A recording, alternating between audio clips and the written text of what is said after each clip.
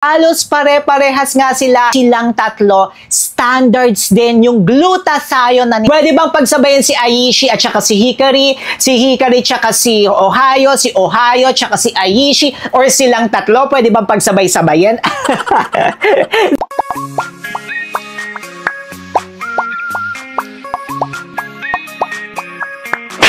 Hi mga kamukha! Hi mga kamukha, tayo pinagbabalik. Ako po si Sir Lawrence, ang inyong human guinea pig. Heart! Basta usapang whitening supplement, mga collagen, wala kayong ibang pinupuntahan kundi dito sa ating channel. Ang channel ng inyong pambansang human guinea pig na si Sir Lawrence. Siyempre maraming salamat po sa inyong tiwala.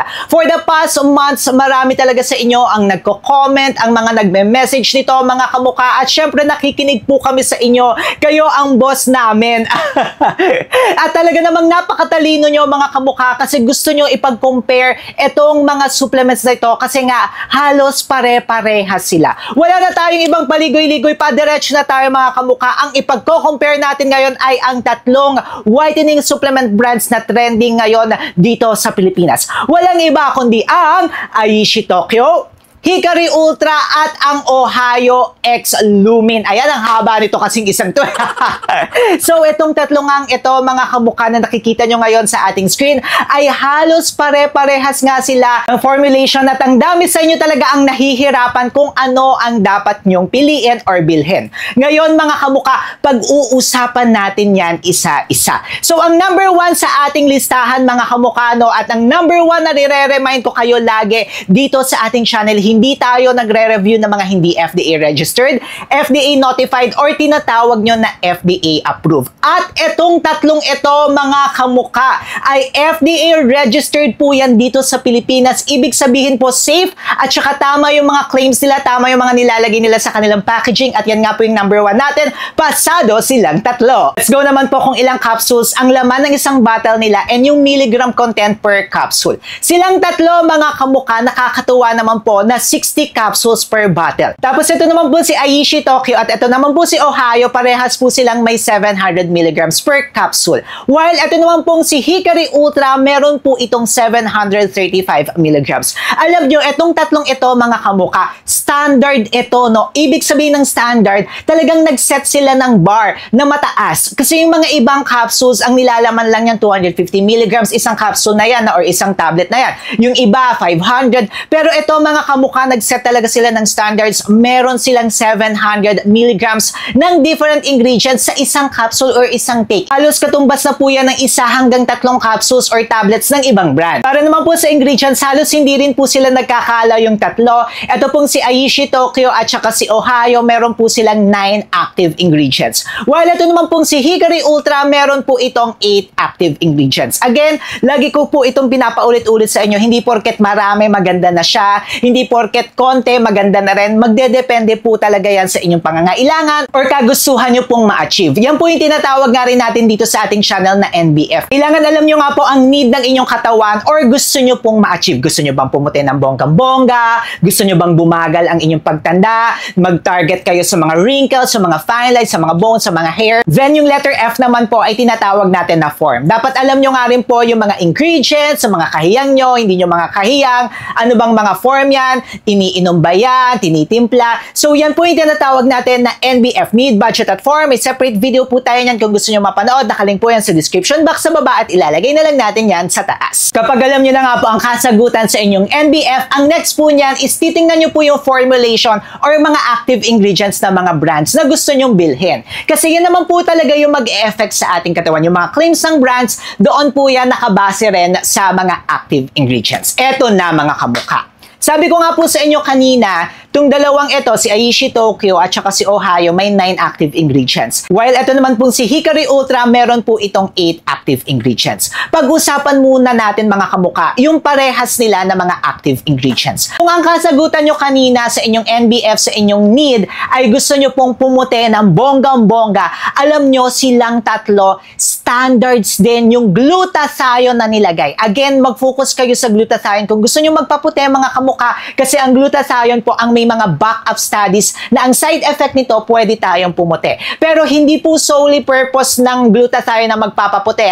Glutathione is antioxidant na lumalaban po yan sa mga free radicals, sa mga oxidative stress ng ating katawan. So it's an antioxidant. Side effect niya lang na pwede tayong pumuti. Alam nyo mga kamukha, silang tatlo ang taas ng glutathione nila. Ito pong si Aishi at saka si Hikari Ultra, each capsule po makakakuha tayo ng 400 milligrams of free-form na glutathione. Yung free-form po mga kamukha, ito na yung makabagong technology na halos talaga 100% ang absorption nito sa ating katawan. Kasi sineparate or sinegregate nila yung mga amino acids para mas mabilis ma-absorb ng ating katawan.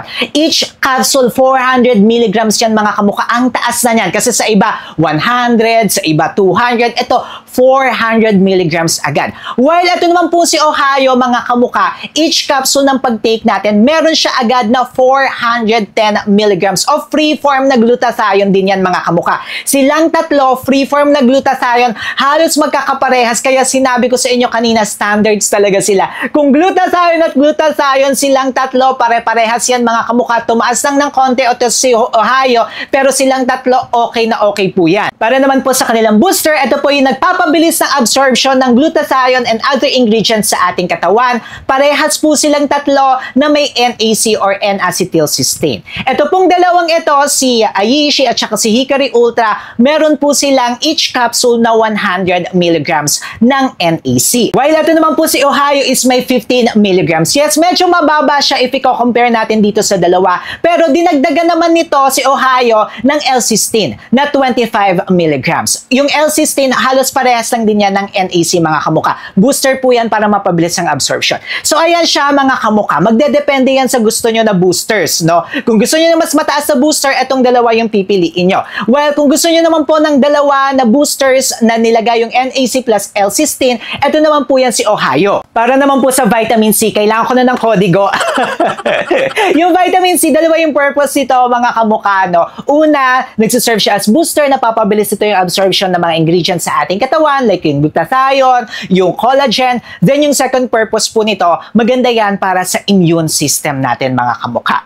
Okay, let's go first dito kay Hikari. Si Hikari Ultra, mga kamukha, each ng pag-take po natin na vitamin C, which is sodium ascorbate, hindi po yan nakakangisim ng ating sikmura, makakakuha agad tayo ng 100 milligrams. Mataas yan, mga kamukha. While ito naman pong si Aishi Tokyo, meron po siyang 75 milligrams of vitamin C, which is also sodium ascorbate. Pero ang kagandahan nito ni Aishi Tokyo, nilagyan pa nila ito ng rosehip. Si rosehip nagsiserve nga rin po ito as vitamin C, mga kamukha, and maganda rin yan para sa ating mga pimples. So meron pa po itong 25 milligrams, total of 100 milligrams. Halos parehas lang sila nito ni Hikari Ultra, na medyo dinagdagan lang ng konting twist ni Aishi Tokyo. Well, ito naman pong si Ohio, mga kamukha, rosehips lang yung kanilang nilagay as vitamin C. Meron po itong 25 milligrams. Pero ang kakaibahan naman nito ni Ohio, fruit yung kanilang ginamit na vitamin C. Yung vitamin C na ginamit nila dito is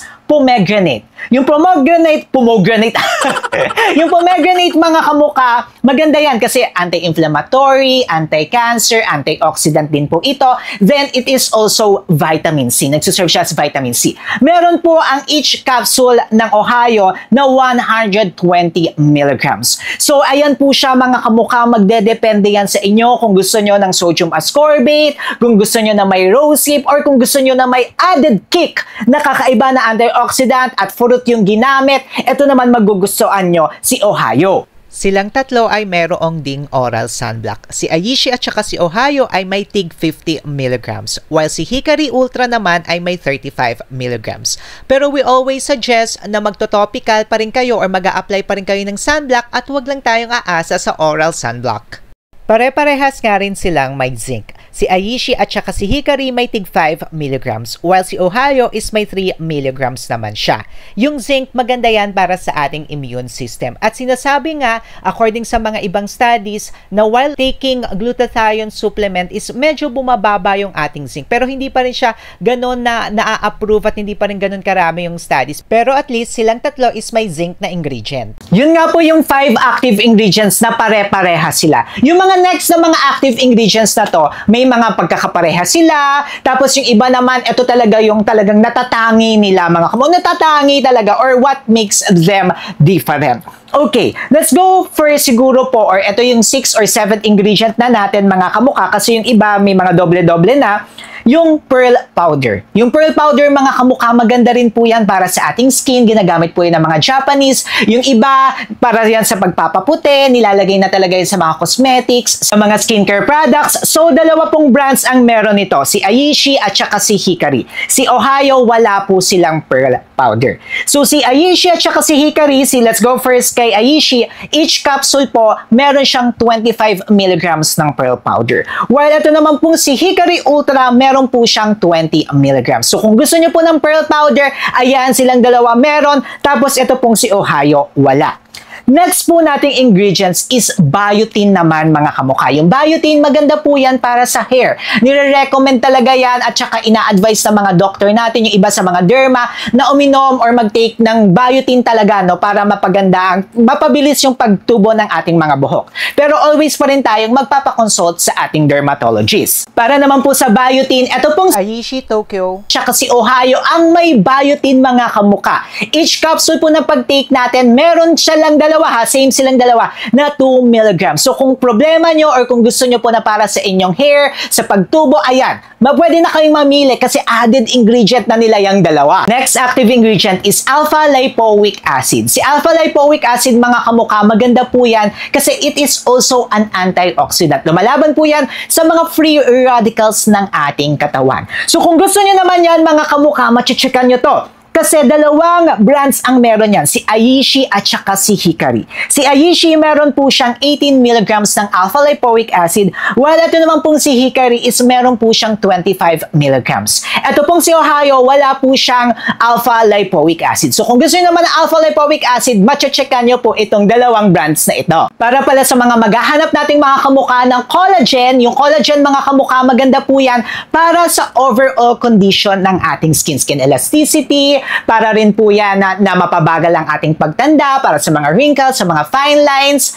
Ang meron po niyan mga kamukha is si Ohio. Kaso nga lang mga kamukha, mababa lamang po ang kanyang collagen. Yung collagen niya is only 50 milligrams. So ito po, kung gusto niyo talagang i-target yung collagen mga kamukha, mataas dapat yan, sa 2,500 up to 15,000 milligrams per day yan mga kamukha. Ito pong kay Ohio, magsuserve lang po siya as booster, no, para sa skin moisture, para sa skin hydration. Pero kung gusto niyo talaga ng para sa overall condition ng inyong skin, medyo ibang produkto yan mga kamukha. Para naman po sa next active ingredient natin, tinatawag po natin ito na crystal tomato extract. Si crystal tomato extract, maganda rin po yan para sa condition ng ating skin, para maging plump, mamula-mula, at saka para rin po yan sa hydration, moisture ng ating skin.